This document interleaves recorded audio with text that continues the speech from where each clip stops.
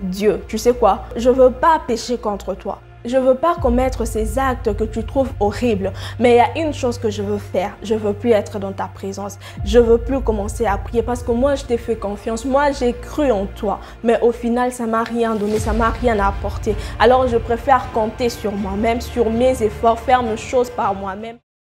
Donc, il y a des gens qui ne peuvent pas échapper à l'appel de Dieu. Prends une place et sens-toi à l'aise. Certes, il y aura des gens qui vont me dire que personne ne peut échapper à l'appel de Dieu, mais malheureusement, il y a des gens qui peuvent échapper à l'appel de Dieu. Il y a des gens qui peuvent abandonner leur marche avec Dieu. Pourquoi? Parce que la vie a été dure pour eux, ça a été compliqué, ils ont perdu des personnes proches, ainsi de suite. Beaucoup de choses pour diverses raisons.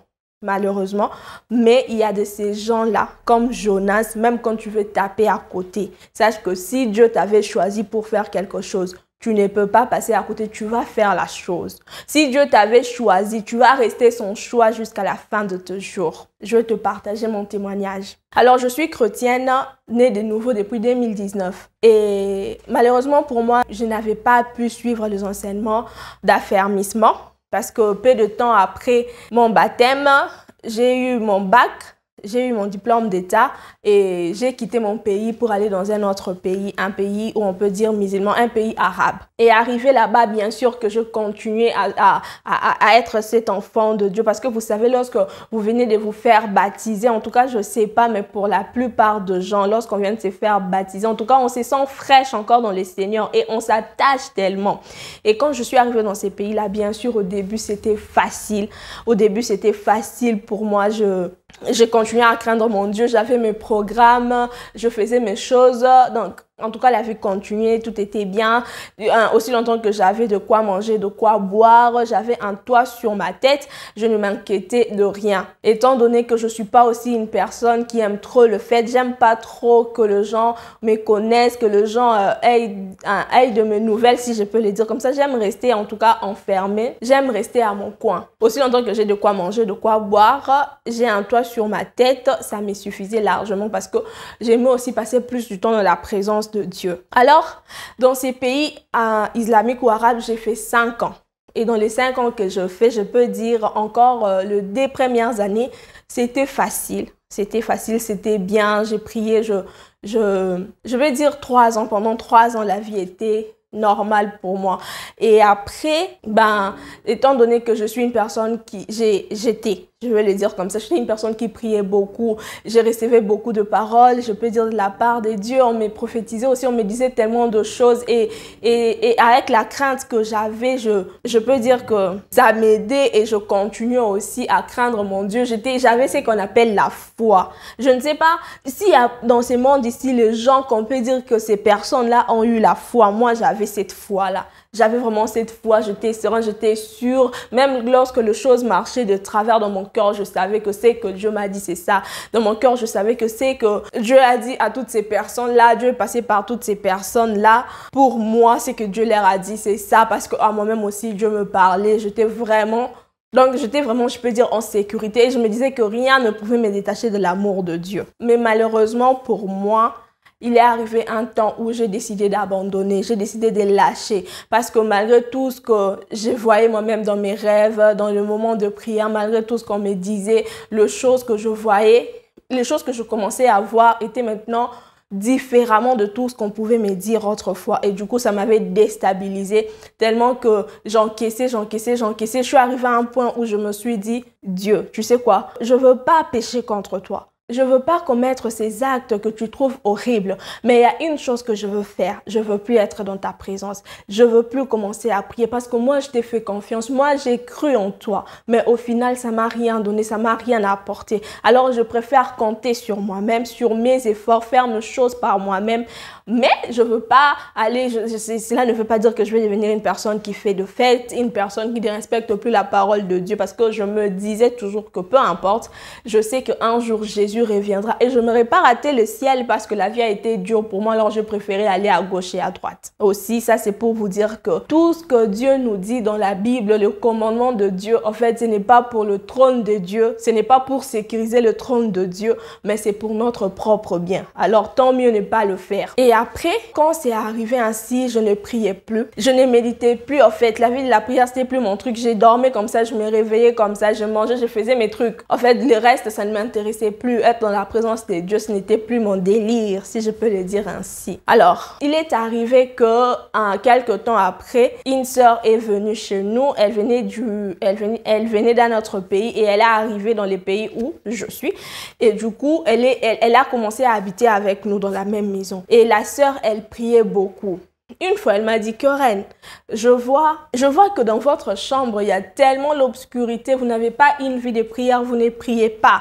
C'est pas que vous êtes des sorcières ou quoi que ce soit, non, mais seulement vous ne priez pas. Et moi, dans mon cœur, déjà, j'ai sourié seulement, mais dans mon cœur, je savais déjà que moi et la prière, c'est deux choses différentes. Mais seulement une chose, c'est que je voulais pas enlever cette image-là de la tête de mon entourage. Je voulais que dans ma famille, je voulais que mes proches puissent savoir que je suis toujours cette fille-là qui prie et tout. Genre, pas faire l'hypocrisie, faire semblant, genre, le comportement, ces caractères-là que j'avais, c'était ancré en moi. Donc, je pouvais pas, genre, du coup, commencer à faire comme si j'ai banalisé la prière ou Dieu, mais seulement moi-même, j'avais dit que non. Parce que après, je pouvais pas aussi accepter qu'une personne puisse renoncer à Dieu à cause de moi. Ça, c'est ce que je ne voulais pas. Mais ce que moi, je me disais, c'est que je ne veux plus continuer à prier. Alors, la sœur, elle dit ça une première fois. Ben, je banalise, je souris seulement, je dis, ah non, on prie et tout et tout.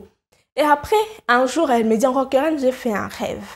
J'ai fait un rêve et dans ces rêves-là, on était en train de dormir parce que dans la chambre où moi j'étais, il y avait une autre fille. On était en train de dormir nous trois et j'ai vu, on a envoyé un esprit de division dans la chambre pour nous diviser. Mais seulement, lorsqu'on est venu toquer à la porte, l'esprit-là a porté la forme humaine. Mais quand l'esprit est venu toquer à la porte, c'est ton visage que cet esprit-là porté. Certes, toi tu dormais et j'ai même dit à l'esprit, moi je connais la vraie Keren, c'est celle qui dort ici. Tu sais, toi tu n'es pas Keren.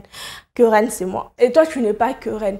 Alors, lorsqu'elle m'a parlé de ces rêves-là, je me suis dit, non, là maintenant c'est bon, ça y est. Moi Keren, moi qui autrefois, je suis dans un pays et je suis dans un pays à plus de 4000 km de mon pays. Mais le sorcier de mon pays vient m'attaquer, je le vois en rêve. Pourquoi? Parce que je suis en train de me lever pour ma famille. Moi, c'est moi qu'on va maintenant utiliser mon visage. Ah non, non, non, non, non, non, ça je ne permets pas. Mon visage, on ne touche pas. Ce qui est à moi, on ne touche pas. Malgré que j'avais décidé de ne plus prier, mais ce que je savais, c'est que j'étais intouchable. Alors ça m'avait tellement déstabilisé, ça m'avait tellement fait mal. Je me suis dit non, non, non, non, non, non, non. Et grâce à ces rêves-là, je repris ma vie de bon. Je peux dire, j'ai repris encore cette envie-là de prier parce que je me disais, on ne peut pas jouer avec mon visage, on ne peut pas jouer avec moi. Je fais un programme avec la sœur. Je lui dis, on va aller prier à la montagne et tout. Elle m'a dit, ah, il y a une montagne ici où les gens prient. J'ai dit, oui, on est parti. Et devinez qu'est-ce qui s'est passé à la montagne. Je vous dis, dès que je suis arrivée à la montagne, genre quand on a commencé à prier pour consacrer les lieux, parce qu'en fait, c'était pas une montagne des prières, mais c'est une montagne où le chrétien, je peux dire, part quand même pour prier. Parce que vous savez, là où il y a la volonté, il y a le pouvoir. Quand on veut, on peut. Alors, on a décidé, dans ces pays, quelques chrétiens ont décidé de faire de cette montagne-là un lieu de prière. Malgré que c'est un pays, on peut dire, arabe. Et dès que nous sommes arrivés, je vous dis, pendant qu'on était en train de prier pour les lieux, du coup, je commençais à prier, à écouter maintenant la voix de Dieu qui me disait, mais Keren, où pensais-tu aller? Dis-moi, où pensais-tu aller? Mais qui peut te donner quelque chose que moi, je refusais de te donner? Tu m'appartiens, tu es à moi. Et lorsque j'ai entendu ces paroles-là, je me sentais tellement rassurée, je me sentais tellement en sécurité. Je me disais, ah non, Dieu m'aime encore. Ah non, Dieu ne m'a pas abandonné. Tout était dans le plan de Dieu. Et ça m'avait encore redonné encore cette envie-là. Ça m'avait encore redonné encore cette assurance-là de continuer à craindre Dieu, à marcher avec mon Dieu. Et de l'autre côté, il y a encore la sœur qui vient, qui me dit, Keren, pendant qu'on priait, les messages que j'ai reçus pour toi, c'est que Dieu a besoin de toi dans sa présence. Alors j'ai confirmé encore ce que je venais moi-même d'écouter et ça m'a encore encouragé à revenir dans la présence de Dieu, à revenir au service de l'Éternel. Et après beaucoup de temps, je peux dire que Dieu me dit encore, tu n'as pas besoin de tout savoir. Tu as juste besoin de me faire confiance. Et ça, c'est quelque chose que je viens te dire aussi. Tu n'as pas besoin de tout savoir. Tu as juste besoin de faire confiance à Dieu. Tu sais, Dieu a mis en toi, Dieu a déposé en toi une dose de divinité que lorsque tu arrives à comprendre qui tu es réellement, Lorsque tu comprends ta valeur aux yeux de l'Éternel et ta valeur dans le monde où tu es, et tu comprends que c'est Dieu qui a fait de toi cet être, tu ne peux jamais être ingrat. Tu ne peux jamais renoncer à Dieu. Tu ne peux jamais abandonner Dieu. Des fois, nous les chrétiens, nous sommes juste ingrats. Pourquoi? Parce que malgré tout ce que Dieu a mis en nous, lorsque nous faisons quelque chose et que ça ne marche pas, nous avons tendance à abandonner. Nous avons encore tendance à accuser Dieu, à dire que c'est de la faute de Dieu, alors qu'en réalité, Dieu t'a tout donné. Ces pensées-là qui de fois te font manquer le sommeil la nuit, ces idées merveilleuses que tu as là, malgré tout ce que Dieu a mis en toi, malgré la société dans laquelle il t'a placé pour que tu aies le temps de méditer ton entouragement, pour comprendre c'est quoi ton importance, pour trouver ta voie. Malgré toutes ces choses qu'il a déjà mis en toi de le sein de ta mère, il continue de souffler en toi les idées pour que tu sois cet être, pour que tu accomplisses les buts pour lesquels tu es dans ces mondes. Ce matin, je viens encore encourager une personne qui voulait abandonner. Tu n'auras pas raison si tu as abandonné. Tu n'auras pas raison si tu décidais de tout arrêter, parce que tu t'es dit que ça ne marche pas. Vous savez pourquoi le païen y réussissent? C'est tout simplement parce qu'ils savent ce qu'ils ont en eux. Ils savent qu'ils ont quelque chose en eux qu'ils peuvent apporter. Eux, ils ne reviennent plus vers Dieu pour demander à Dieu de leur donner des choses qu'ils ont déjà. Ils ont compris qu'ils sont spéciaux. Ils ont compris qu'ils ont de l'autorité dans le monde. Ils ont compris qu'ils sont appelés à dominer. Et malheureusement, c'est le problème avec nous, les chrétiens. On veut à tout moment revenir auprès de Dieu.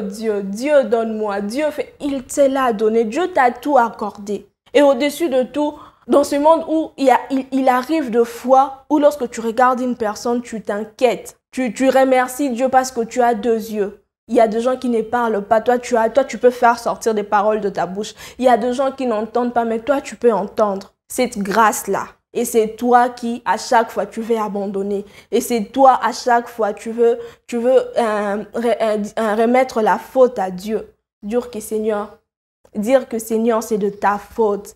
Dire que Seigneur, je n'y arrive plus. Non, mais je ne veux pas décourager une personne, je ne veux pas dire qu'il ne faut plus prier. Certes, il faut prier. Certes, il faut que nos regards soient toujours levés vers le ciel. Parce que même la Bible nous le demande. La Bible dit, Dieu, il regarde dans la terre. Il veut voir qui est aussi sage parmi les fils de l'homme pour lever ses yeux là au ciel et chercher une solution. Parce que Dieu a la solution à tout. Mais ne pense pas que Dieu viendra faire ta part. Il t'a donné toutes les possibilités, toutes les capacités. Il dit que la terre est maudite à cause de l'homme, que l'homme devra travailler pour avoir de quoi manger. Mais il bénit cette terre-là pour que quand tu travailleras, que tu ne rates pas. Il bénit la terre pour que la terre puisse te donner ce qu'il te faut quand tu finiras de travailler.